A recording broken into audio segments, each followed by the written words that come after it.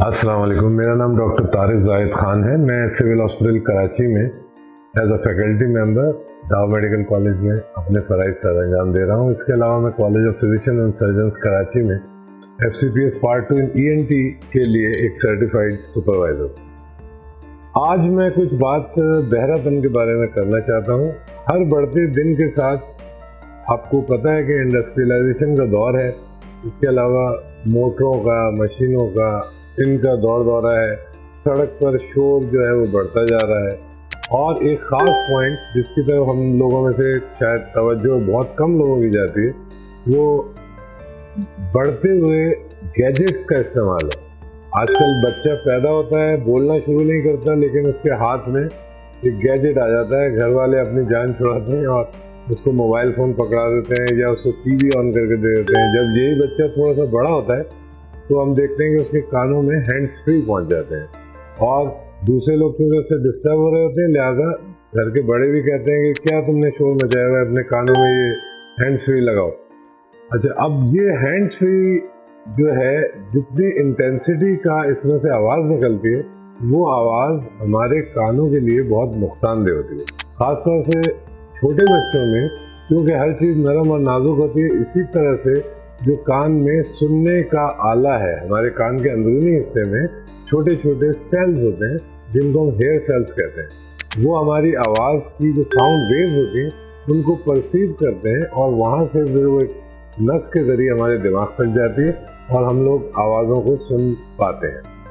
अच्छा, अब ये जो हेयर सेल्स हमारे कान के अंदरूनी हिस्से में ये काफ़ी नाजुक होते हैं और जितना आप इन पर जोर डालेंगे मतलब ये कि जितना लाउडनेस होगी इर्द गिर्द या आपका जो हैंड्स फ्री है वो एन आपके कान के पर्दे के बिल्कुल करीब जाकर आवाज़ पैदा करता है और वो आवाज़ जाकर डायरेक्ट हिट करती है हमारे हेयर सेल्स पे जो कान के अंदरूनी हिस्से में, जिससे उनके ख़राब होने का इम्कान बहुत ज़्यादा बढ़ जाता है। आपने अक्सर देखा होगा कि जब आप मोबाइल फ़ोन में हैंड्स फ्री या हेडफोन लगाते हैं तो उसमें लिखा हुआ आ जाता है कि जी ज़्यादा आवाज़ आपके कानों को मुतासिर कर सकती है। लिहाजा ये बिल्कुल सही लिखा हुआ आता है और इसको कभी भी इग्नोर नहीं करें। कानों में एक तो ये जो हैंड्स फ्री होते हैं जो कानों के अंदर लगते हैं, जिसे ईयर पॉड्स भी कहते हैं, तो कोशिश ये करें कि ईयर पॉड्स का इस्तेमाल ना करें। स्पेशली बच्चों को उनसे दूर रखें।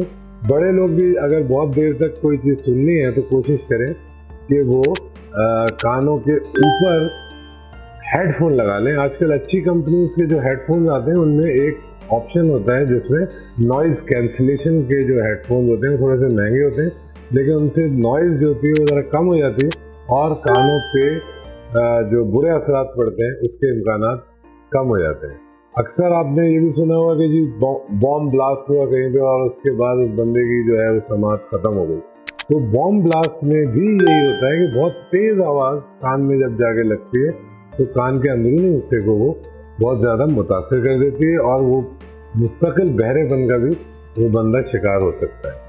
तो लिहाजा कोशिश ये करेंगे अपने कानों को आप महफूज बनाएं और उनको महफूज बनाने का सबसे अच्छा तरीका ये है कि कानों को शोर से बचाएं। अगर कोई साहब किसी ऐसी जगह काम करते हैं जहाँ पे सड़क है और उस सड़क पे बहुत हैवी ट्रैफिक चल रहा है, अभी हमने सिविल हॉस्पिटल कराची में एक रिसर्च कंडक्ट की थी जिसमें हमने उन लोगों को मुआयना किया था और उन लोगों का चेकअप किया था, ख़ासतौर से कानों का ऑडियोमेट्री।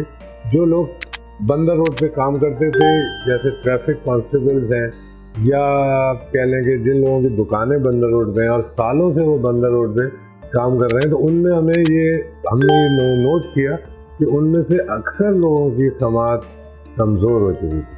पुराने ज़माने में जो रेलवे इंजन होता था, काला इंजन, और उसका जो ड्राइवर हुआ करता था वो आखिरी उम्र में बहरा हो जाता था। इसकी वजह भी यही होती थी कि वो मुस्तकिल कानों में इंजन के शोर की आवाज़ सुनता रहता था। तो आज के इस मैसेज का मतलब सिर्फ यही है कि अपने कानों की हिफाजत करें। कोशिश करें कि शोर आपके कानों को नुकसान न पहुंचाए। हल्की आवाज़ें सुने।